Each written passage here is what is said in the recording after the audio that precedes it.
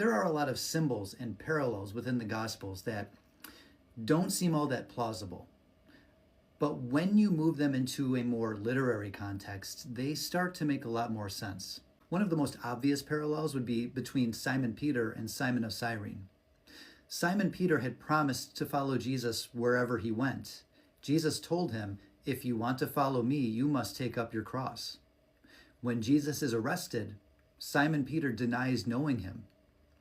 Simon of Cyrene, on the other hand, helps Jesus carry his cross to the place of his crucifixion. When Simon Peter had the opportunity to take up his cross, he failed. But Simon of Cyrene did not. And that's just one example of the striking parallels that you see within the Gospels. Now, what about the Gospels and the Old Testament? In the Old Testament, specifically in Exodus and Leviticus, Moses is instructed to bathe Aaron and anoint him with oil. It's a ritual cleansing before Aaron is able to enter the tabernacle, the dwelling place of Yahweh. Jesus is portrayed as being baptized in all four Gospels, which is paradoxical when you consider that he's the Son of God. He's supposed to be without sin. Jesus' baptism is not a recording of a historical event. Jesus' baptism is a ritual cleansing. Jesus is not only posited as the new temple in the New Testament, he is also the high priest. Before Jesus can become the high priest and the temple, he must be ritually cleansed, just like Aaron was.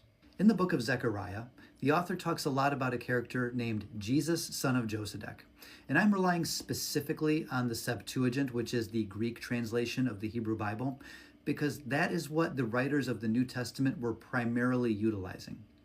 Anyway, Jesus, son of Josedek, was the high priest.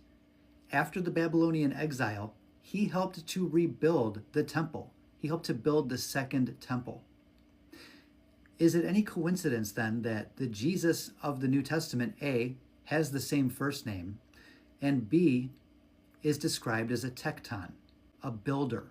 Now here is just one of the passages in which Zechariah describes Jesus, son of Josedek.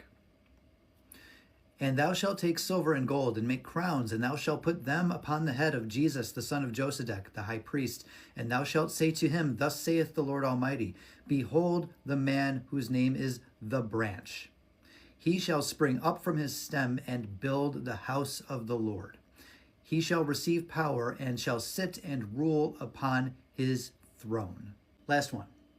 In the book of Genesis, when Joseph is betrayed by his brothers and sold into slavery, they are paid 20